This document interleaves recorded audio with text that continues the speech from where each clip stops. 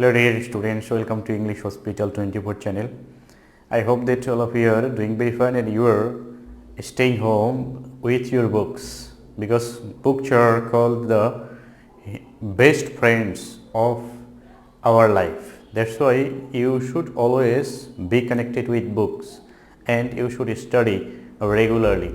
Some of my students commented in the comment box to solve ACC narration board question select board. So today I have selected this topic, and if all the students comment about their demanded topic, I can discuss easily and I can select the topic very easily and according to their demand.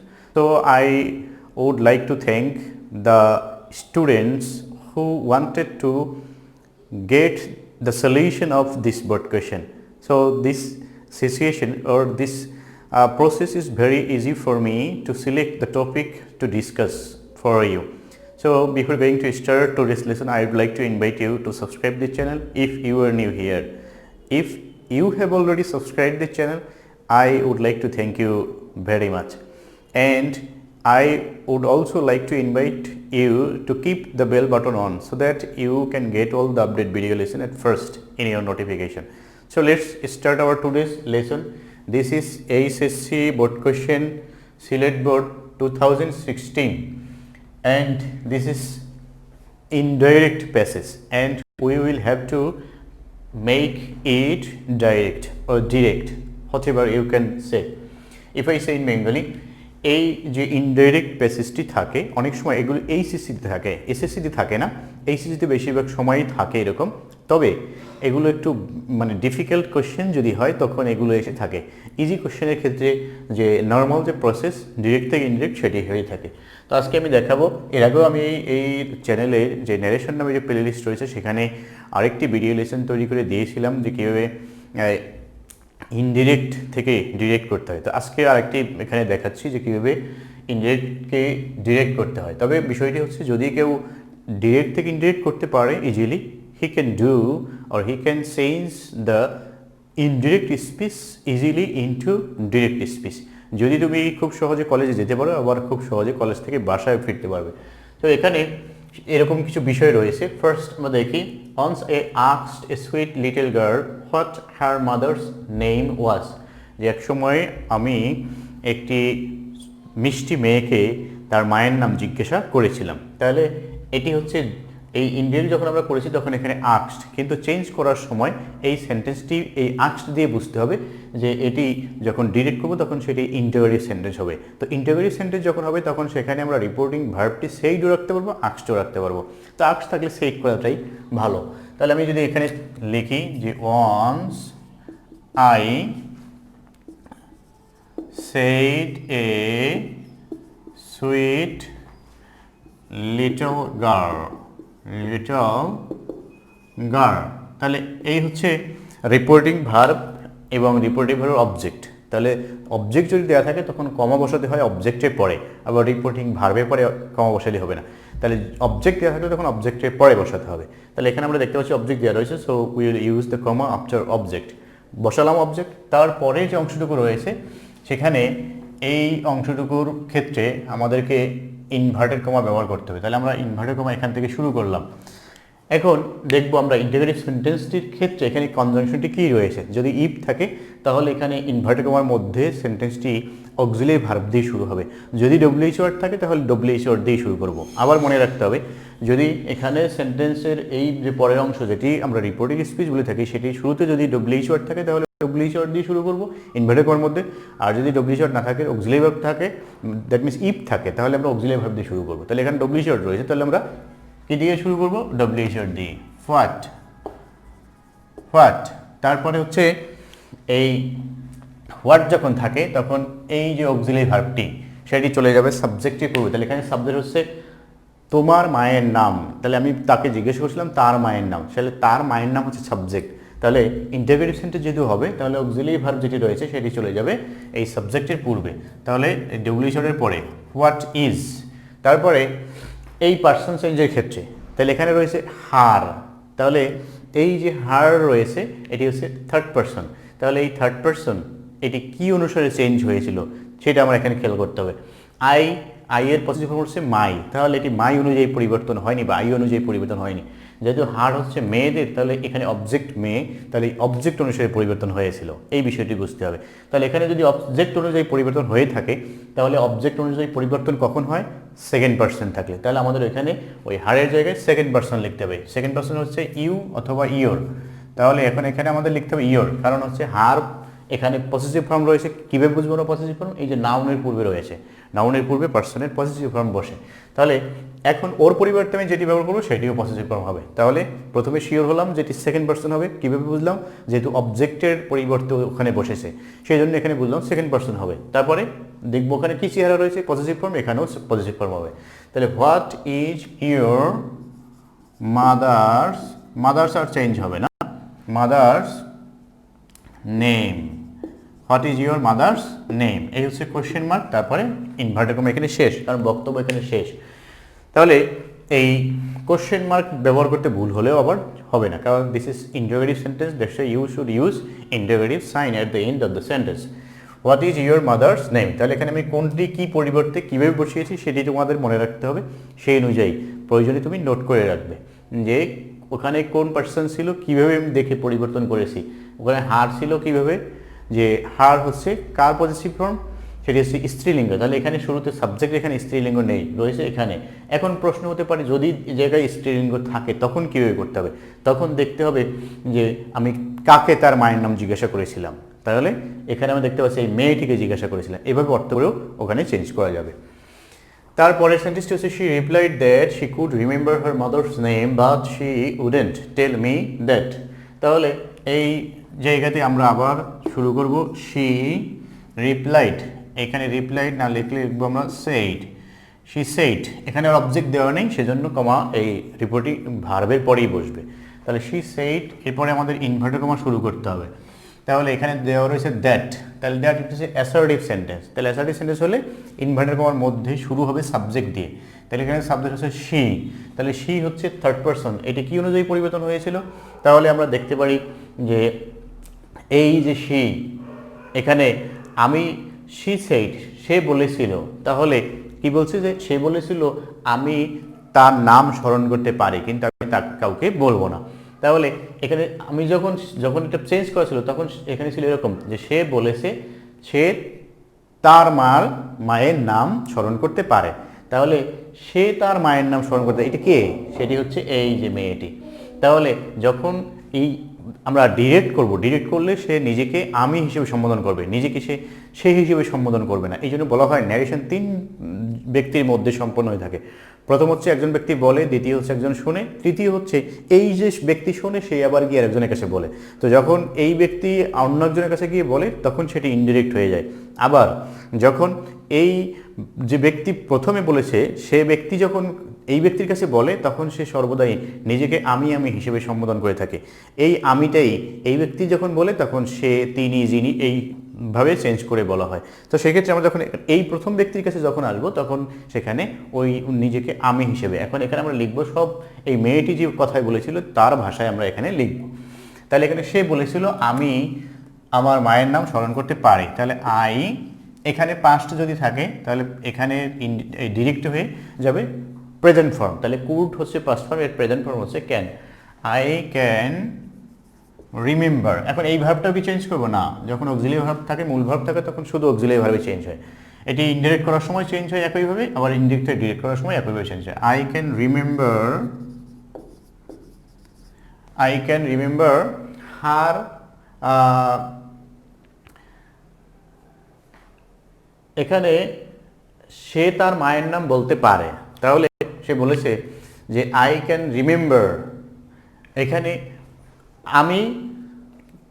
এখানে আমি যখন change করে বলেছি তখন তার মায়ের নাম বলতে পারে, কিন্তু সে যখন নিজে বলবে তখন সে নিজে কিন্তু বলবে আমি আমার মায়ের নাম স্মরণ করতে পারি। তাহলে এখানে হবে কি যে আমরা বুঝতে পারি সাবজেক্ট অনুযায়ী চেঞ্জ হবে। তাহলে এখানে সাবজেক্ট সেই মেয়েটি, তাহলে মেয়ে যখন নিজেকে বলছে তখন কিন্তু সে নিজেকে মাই হিসেবে সম্বোধন করবে। I can remember my mother's name, আমি আমার মায়ের নাম স্মরণ করতে পারি, বাট আমি বলবো না, তাহলে সে বলবে আমি বলবো না। আই, নিজেকে আই হিসেবে সে সম্বোধন করবে। আই উড, উড হচ্ছে উইলের পাস্ট ফর্ম, তাহলে এখানে সেই হবে উডের প্রেজেন্ট ফর্ম যেটি উইল, সেই উইল বসাবো। I will not tell, I will not tell, এখানে হচ্ছে মি। তাহলে সে যখন আমার সাথে কথা বলেছিল সে কিন্তু আমাকে বলবে আমি আপনাকে বলবো না বা তোমাকে বলবো না। তাহলে I will not tell you, ভার্বের পরে অবজেক্টিভ ফর্ম বসে। I will not tell you, that থাকলে সেটি ডিরেক্টে গিয়ে হয়ে যাবে দিস। তাহলে এরপরে কি আর কিছু রয়েছে? শি অ্যাডেড দ্যাট, পরেরটি অন্য একটি সেন্টেন্স। তাহলে সেটি এখন এই অ্যাডেড দ্যাট কখন আমরা বলবো সেটি একটু পরে আসি, আগে দেখি এই সেন্টেন্সটি ক্লিয়ার হলো কিনা। তাহলে শি সেইড, এই শি রিপ্লাই যদি আমরা লিখেছি শি সেইড, এরপরে ইনভার্টেড কমা শুরু করেছি, এই আইটি আমরা চেঞ্জ করেছি কীভাবে? এই যে শিকে এই যে সাবজেক্ট সে, সেজন্য সে যখন নিজের ভাষায় যাবে তখন এখানে আই হয়ে যাবে আমি। যদি এই কথাটি অন্য কেউ বলতো তখন আমরা সেখানে ইউ ব্যবহার করতাম, কিন্তু এখানে সে নিজেই বলেছে, তাহলে সে নিজে যখন বলেছে তখন সে নিজেকে আই হিসেবে সম্বোধন করবে। এভাবে আমরা চেঞ্জ করলাম। তারপরে হচ্ছে এই ক্যান আসছে কোত্থেকে? এই যে ভার্বের পাস্ট ফর্ম সেখান থেকে আসবে প্রেজেন্ট ফর্ম। যদি এখানে থাকতো ডিড নট তাহলে এখানে হয়ে যেত ডু নট বা ডাজ নট, আই এর পরে তো ডু নট বসে। তাহলে এখানে ক্যান আসছে, ক্যান রিমেম্বার মাই কোত্থেকে আসছে? হার থেকে। সে বলছে যখন চেঞ্জ করে লেখা হয়েছিল তখন বলছিল সে তার মায়ের নাম স্মরণ করতে, এখন সে নিজেকে বললে সে বলবে আমি আমার মায়ের নাম স্মরণ করতে পারি, তাহলে মাই মাদার্স নেম। বাট সে বলবে না, তার মানে হচ্ছে কি যে আই, সে আবার নিজেকে আই বলবে। আই উডের পাস্ট প্রেজেন্ট ফর্ম হচ্ছে উইল, আই উইল নট, তারপর হচ্ছে এই মেইন ভার্বটি ওরকমই থেকে যাবে। টেল, মি আসছে, এই ইউ আসছে কোত্থেকে? মি থেকে। তাহলে সে আমাকে বলবে না সেটা বলেছিল, কিন্তু চেঞ্জ করার এখন ডিরেক্টে গিয়ে কী হবে? সে বলবে আমি আপনাকে বলবো না, তাহলে আপনাকে মানে ইউ। তাহলে এখানে ইউ ভার্বের পরে ইউ এর যে অবজেক্টিভ যেটি রয়েছে সেটি বসবে। I would not tell you, তারপর হচ্ছে will not tell you, that থাকলে সেখানে দিস। এরপরেটি হচ্ছে যে she added that, added that আমরা ব্যবহার করি তখনই যখন রিপোর্টিং ভার্ব দেওয়া থাকে না, মানে একই ব্যক্তি যখন একাধিক কথা বলে, তাহলে একাধিক কথা যখন বলে তখন এই সেন্টেন্সগুলোর ক্ষেত্রে যখন আমরা ডিরেক্ট করি তখন আর রিপোর্টিং ভার্ব থাকে না, সেটি উঠিয়ে দিলেই হয়। তাহলে এখানে এই রিপোর্টিং ভার্ব অংশ আর থাকবে না, এই জায়গা থেকে শুরু হবে। তাহলে she did not tell her mother's name, তাহলে এখানে হয়ে যাবে কি যে আমি মায়ের নাম বলি না, এখানে ছিল সে বলবে না, তাহলে এখন সে বলবে যে আমি আমার মায়ের নাম বলি না। I did not past form হবে present form, I do not tell, এখানে ভার্বের চেঞ্জ হবে না, অক্সিলারি ভার্ব চেঞ্জ হয়েছে, মেইন ভার্ব ঠিক থাকবে। টেল এখানে বলা হয়েছে তার মায়ের নাম, এখন সে বলবে আমার মায়ের নাম, my mother's name, I don't tell my mother's name to anyone, কাউকে আমি বলি না। হুম, যাকে, সে চিনে না, এখন সে নিজে বলবে কি যে আমি চিনি না, তাহলে আই, আবার ডিড নটের প্রেজেন্ট ফর্ম হচ্ছে ডোন্ট, আই ডোন্ট নো, যাকে আমি চিনি না। এখন এই জায়গায় তার কথা শেষ, কারণ পরেরটি আমি বলেছি, তাহলে এখানে ইনভার্টেড কমা শেষ হয়ে যাবে। আই এক্সক্লেমড উইথ অ্যাডমিরেশন, আমি প্রশংসা করে তাকে বললাম যে তুমি কত বুদ্ধিমতী।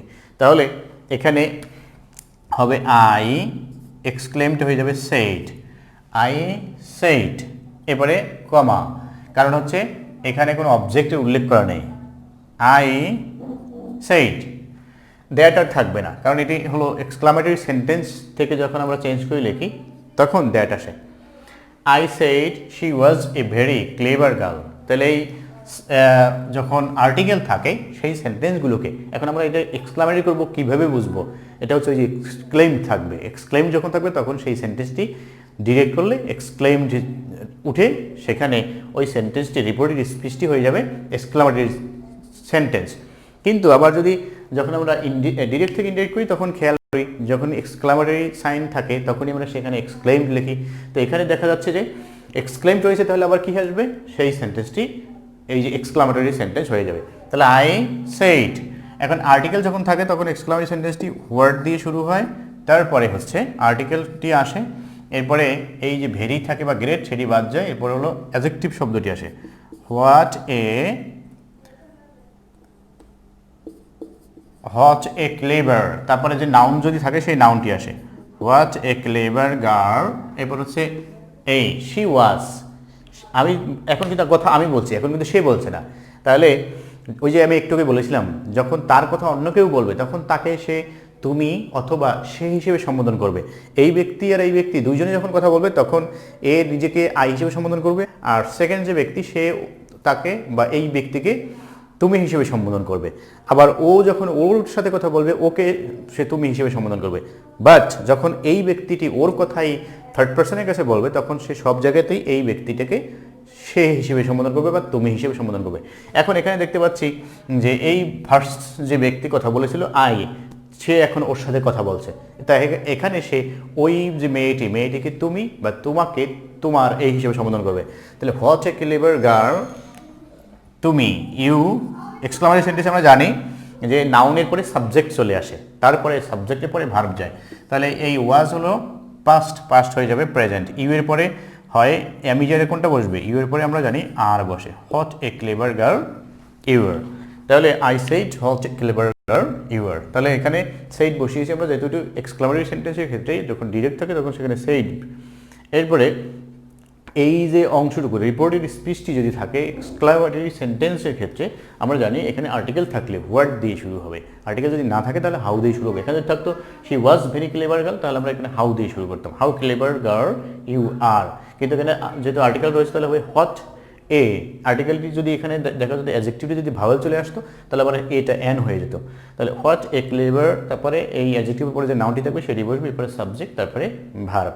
এখন এখানে ভার্ব ছিল ওয়াজ, হয়ে গেছে আর, কারণ পাস্ট থাকলে প্রেজেন্ট হবে। আবার এই শিটা এখানে ইউ হয়ে গিয়েছে, কিভাবে হয়ে গিয়েছে, কারণ হচ্ছে এখানে এই শি ছিল হলো মেয়েটি, কিন্তু এখন আমি মেয়েটিকে কথা বলছি মেয়েটির সাথে, তাহলে এখন মেয়েটিকে আমি ইউ বলে সম্বোধন করব। এটাই হলো এখানে বিষয় যে তুমি কত চালাক মেয়ে, what a clever girl you are. So এইভাবে করে এই ইনডিরেক্ট থেকে ডিরেক্ট করতে হবে।